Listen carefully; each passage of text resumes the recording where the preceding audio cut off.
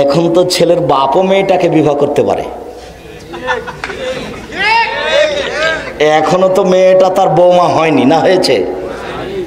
হয়নি। তাহলে এই মেয়েটাকে ছেলেটাও বিবাহ করতে পারে, তার বাপও বিবাহ করতে পারে। 1 মিনিট বাসর ঘর পর্যন্ত আজকে পৌঁছিব ইনশাআল্লাহ। তবে এইখানে আপনি দেখেন জরুরি কথা, চাঁপাইনবাবগঞ্জ জেলাতে 4 জন 5 জন 7 জন মিলে মেয়ে দেখতে যায়, এইটা হারাম। মেয়ে দেখার পরে মেয়েকে টাকা দেওয়া হয়, আংটি দেওয়া হয়, কিছু দেওয়া হয়, এইটা হারাম। তারপরে মেয়েকে বায়না করা হয়, সবাই মিলে 1 মিনিট চাঁপাইনবাবগঞ্জ জেলাতে মেয়েটাকে দেখতে যায় 5-7 জন মিলে, এটা হারাম। ছেলের বাপও মেয়েটাকে দেখতে পাবে না। কেন? এখন তো ছেলের বাপও মেয়েটাকে বিবাহ করতে পারে। এখনো তো মেয়েটা তার বৌমা হয়নি, না হয়েছে? হয়নি। তাহলে এই মেয়েটাকে ছেলেটাও বিবাহ করতে পারে, তার বাপও বিবাহ করতে পারবে। সেই দেখবে। আয়েশা রাদিয়াল্লাহু তাআলা আনহা বলেন, আল্লাহর নবীর সামনে আমাকে জিবরাইলের মাধ্যমে পেশ করা হলো। জিবরাইল তাকে নিয়ে এসেছেন। আয়েশা, এদিকে দেখেন, এদিকে দেখেন। আয়েশাকে জিবরাইল এভাবে হাতে করে নিয়ে এসেছেন, রেশমি কাপড় দিয়ে ঢাকা আছে। জিবরাইল এসে বলছেন, এইটা আপনার স্ত্রী। তখন আল্লাহ রাসূল কাপড়ের মুখের উপর থেকে কাপড়টা সরিয়ে, আরে দেখি তুমি আয়েশা, দেখি তুমি আয়েশা, দেখি তুমি। আরে জিবরাইল তোমাকে নিয়ে এসেছেন রেশমি কাপড় দিয়ে ঢেকে। তো আমি মুখের উপর থেকে কাপড়টা সরিয়ে, দেখি তুমি, তুমি আয়েশা। তখন আমি বললাম যে এটা আল্লাহর পক্ষ থেকে হয়ে থাকলে একদিন বিবাহ হবে। তো দেখলাম বিবাহ হয়ে গেছে। 6 বছর বয়সে বিবাহ হয়েছে, 9 বছর বয়সে বাসর রাত হয়েছে, বিবাহের 3 বছর পরে। তখন আয়েশা রাদিয়াল্লাহু তাআলা আনহা বলেন, আমি আল্লাহ নবীকে দেখেছি আমাদের বাড়িতে সকাল সন্ধ্যা আসেন, সকাল সন্ধ্যা আসেন, সকাল সন্ধ্যা আসেন।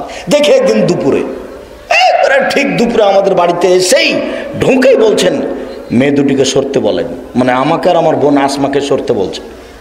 তখন আবু বকর সিদ্দিক রাদিয়াল্লাহু তাআলা বলছেন, সরা লাগবে না, ওগুলো আপনার পরিবার, কি বলছেন বলেন। তার মানে আবু বকর সিদ্দিক বলতে চাচ্ছেন, আমি যেমন আমার বেটি তেমন 19-20 হবে না, মানে গোপন কথা, গোপন কথা বলবো আপনাকে, এদেরকে সরতে বলেন। তখন আবু বকর সিদ্দিক বলছেন, বলতে সরতে হবে না, কি গোপন কথা বলেন। তখন আল্লাহ রাসূল বলছেন, বের হওয়ার সময় হয়ে গেছে, এখন মদিনা মক্কা ছেড়ে মদিনায় চলে যেতে হবে। এটা হলো গোপন কথা। বুঝতে পারেননি? তো এই গোপন কথাটা আবু বকর সিদ্দিক বলছেন, ওদের সামনে বলেন, আপনার পরিবারেরা বিবাহ হয়ে গেছে, বাসর ঘর হচ্ছে। এতে মদিনায় আসতে যায় তখন অনেকগুলি চাঁপাইনবাবগঞ্জের ভাষায় ডুলি বিবি মেয়েরা যায়, সাজগোজ করে বিভিন্নভাবে পোশাক পরে আতর গোলাপ মেখে তারা বরের সাথে যায়। এই নীতিও হারাম। সাথে সাথে বিবাহতে 200-500 2-1 জন 100-150 মানুষ যায়, এ নীতিও চলবে না। 5 জন 7 জন 10 জন মুরব্বী মানুষ, জ্ঞানীগুণী সচেতন বুদ্ধিমান মানুষ যাবে, এটাই ঠিক। এরপরে কমিউনিটি সেন্টারে মেয়েটাকে বসে, ওখানে বসায় চলেছে পতিতালয়ের মেয়ে। এটা খারাপ লাগে বেটা? তোমার বোন বসেছিল সেই জন্য তোমার খারাপ লাগছে? আমি যদি এইভাবে বসাকে পতিতালয়ের মেয়ে প্রমাণ করতে না পারি, আমি বক্তব্য দেবো না। কেন? তোমার খুব ভালোভাবে জানা আছে, আব্দুর রাজ্জাক সাহেব বলেছেন, দুনিয়া 2টা পাপ আছে, না করেই পাপী। বলতে পারো তুমি? দুনিয়াতে 2টা পাপ আছে, না করাই পাপী। তার একটা হচ্ছে, কেউ যদি কাউকে বলে আসো জুয়া খেলি, খেলেনি, খালি বলেছে আসো খেলি, তাহলে 10 জন ফকিরকে 100 কেজি করে চাউল দিতে হবে। রাসূল সাল্লাল্লাহু আলাইহি ওয়াসাল্লাম বলেছেন, কোনো মহিলা যদি সাজগোজ করে পুরুষের পাশ দিয়ে হেঁটে যায়, তাহলে ও ব্যভিচারিণী, ও ব্যভিচারিণী, ও ব্যভিচারিণী। সাজগোজ করে পুরুষের পাশ দিয়ে হাঁটলে আল্লাহ রাসূল তাকে ব্যভিচারিণী বলছেন, কথাটা তিনি 2 বার বললেন। আর এই মেয়েটা এত মানুষের সামনে সাজগোজ করে ল্যাংটা হয়ে বসে আছে, তবুও নয়।